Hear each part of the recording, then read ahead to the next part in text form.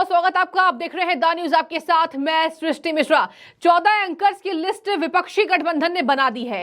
राष्ट्रवादी पत्रकार इसमें शामिल है, सुधीर चौधरी, चित्रा त्रिपाठी, इसके साथ सुशांत सिन्हा, इसके साथ बड़े बड़े एंकर्स के नाम उसमें शामिल है। अर्नब गोस्वामी तक के एंकर्स के, जो विपक्षी गठबंधन इन एंकर्स के शो को बॉयकॉट करेगी। बहुत बड़ा फैसला लिया गया है, लिस्ट जारी कर दी गई है। लेकिन एक ट्विस्ट है, ट्विस्ट ये है कि आज ही ये बात हुई है और आज तक के डिबेट शो में अनुराग भदौरिया नजर आ रहे हैं। समाजवादी पार्टी के नेता हैं। अनुराग भदौरिया के डिबेट में नजर आने से बीजेपी हमलावर है। आपको बता दें कि जिस तरीके से लोकतंत्र पर हमले की बात हो रही है कि ये एंकर्स को बॉयकॉट करके विपक्षी गठबंधन को क्या मिलेगा और क्या ये तरीका है, ये तो इमरजेंसी जैसी हालत हो रही है देश में 1975 के बाद कि विपक्ष लोकतंत्र की आवाज को दबा रहा है। मीडिया जिसके थ्रू आप तक सब बातें पहुंचती है, मीडिया जो इनके मुद्दे को दिखाती है, कौन दिखाएगा? अब ये बड़े बड़े एंकर्स को बॉयकॉट कर रहे हैं, इनके शो में न जाने की बात कर रहे हैं। अनुराग भदौरिया एक बार फिर से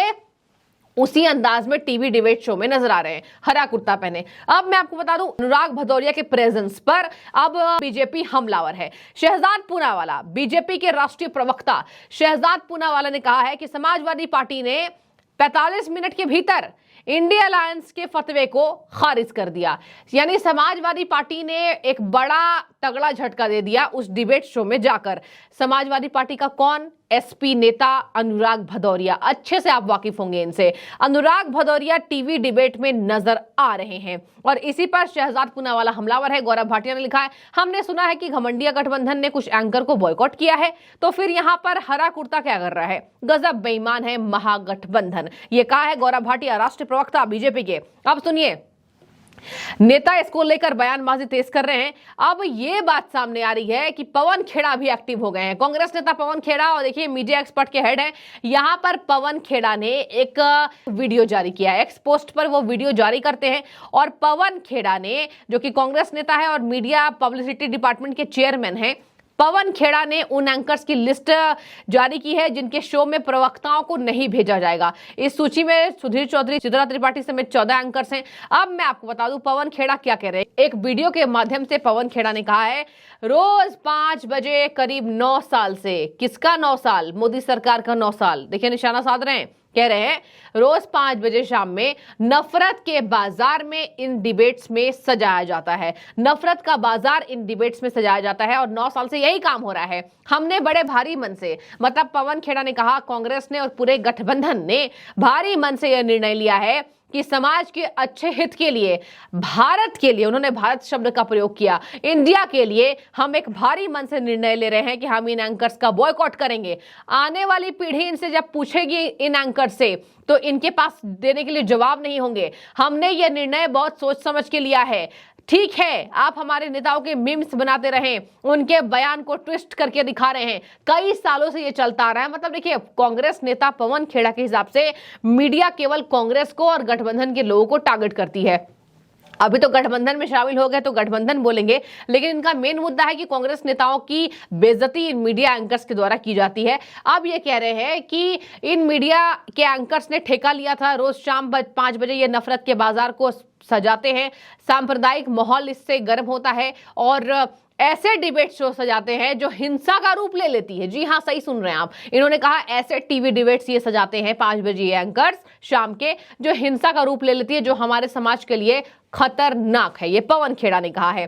तो देखिए, इन्होंने कहा कि हम प्रतिनिधि के तौर पर इनके डिबेट्स में चले जाते थे, विश्लेषक के तौर पर, और लेकिन यहां हम नफरत के बाजार में ग्राहक बनकर जाते हैं।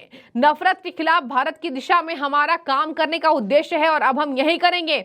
एक सशक्त कदम इसके मद्देनजर उठा लिया गया है। बड़ी खबर, पवन खेड़ा ने एक वीडियो जारी कर दी है और कह दिया कि सशक्त कदम हम सब ने भारी मन से इसके खिलाफ उठा लिया है।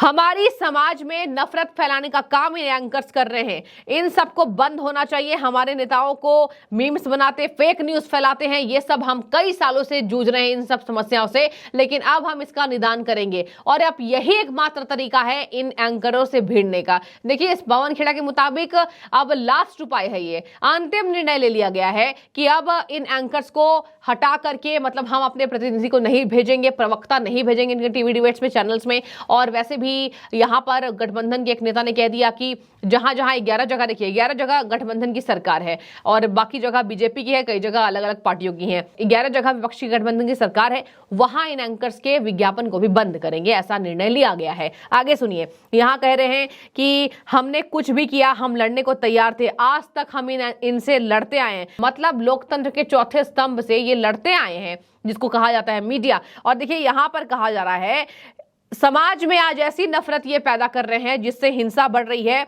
और हम अब इसके भागीदार नहीं रहेंगे। बहुत भारी मन से ये निर्णय लिया गया है। हम इन एंकर्स को, we do not hate these anchors, ये पवन खेड़ा ने कहा, we do not hate this anchors but I love the country most. हम इंडिया से ज्यादा प्यार करते हैं, हम इन एंकर्स को नफरत नहीं करते हैं और इन एंकर्स के कामों की वजह से हमें ये निर्णय लिया गया है, लेकिन हम भारत से प्यार करते हैं। आने वाली पीढ़ी इनसे सवाल पूछेगी तो इनका क्या होगा।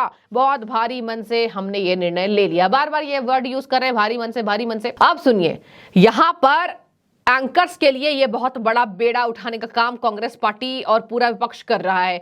अब मैं आपको याद दिला दूं, राहुल गांधी ने भारत जोड़ो यात्रा में यही सुर अपनाए थे कि हमें नहीं दिखाया जा रहा है। अब सुनिए, यहां पर जब सदन में सदस्यता बहाल हुई थी, राहुल गांधी के भाषण को कहा जा रहा था कि काट दिया गया है, पीएम मोदी को दिखाया जा रहा है, राहुल गांधी के पूरे भाषण को नहीं दिखाया गया। तो ये प्लानिंग प्लॉटिंग पहले की है। भारत जोड़ो यात्रा से ही कांग्रेस पार्टी हमलावर है बेवजह कि हमें मीडिया नहीं दिखाती है, जबकि देखिए मीडिया इनको ही दिखा रही है। इतने सालों से कांग्रेस की सत्ता रही है, लोग जानते हैं कि कांग्रेस के शासनकाल में क्या हुआ, यानी कि मीडिया इनको नहीं दिखा रही है, इनको ऐसा लग रहा है। और देखिए ये बड़ा निर्णय, अपने ही पैर पर कुल्हाड़ी मारने का काम गठबंधन के नेताओं ने कर लिया है, ऐसा जनता कह रही है, राजनीतिक विश्लेषक ऐसा कह रहे हैं, राजनीति के जानकार ये कहते नजर आ रहे हैं। अब ये देखने वाली बात होगी। पवन खेड़ा ने देखिए आधिकारिक बयान जारी कर दिया गया है पवन खेड़ा के द्वारा और कह दिया गया है कि हम इस नफरत के बाजार सजाने वाले एंकर्स के शो में हिस्सा नहीं लेंगे। वैसे भी हम ग्राहक बनकर जाते थे,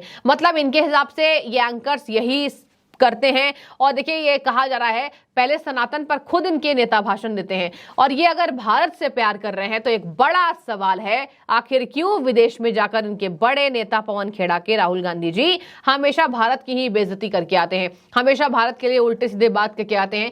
कभी भी नहीं देखा गया कि अर्थव्यवस्था में हम ग्रो कर रहे हैं, ऐसी बातें ब्रिटेन में और ये बाहर जब भी जाते हैं, अमेरिका जाते हैं तो ये कहते नजर आते हैं, ऐसा कभी नहीं देखा गया। अभी भी लद्दाख गए, लद्दाख में कह रहे हैं कि चीन ने हमारे मानचित्र को दिखाया है, लद्दाख का जमीन जो है चीनी सेना ने हड़प ली है, चीन ने हड़प लिया है। कई बार राहुल गांधी के मुंह से ऐसे शब्द निकलते हैं जिसका तात्पर्य पवन खेड़ा की लाइन से बिल्कुल नहीं है। पवन खेड़ा ने कह दिया, we do not hate this anchors but we love our country the most, हमें भारत से प्यार है। तो दिखाई नहीं दे रहा है, कांग्रेस नेता राहुल गांधी कभी भी ये बोलते नजर नहीं आते हैं।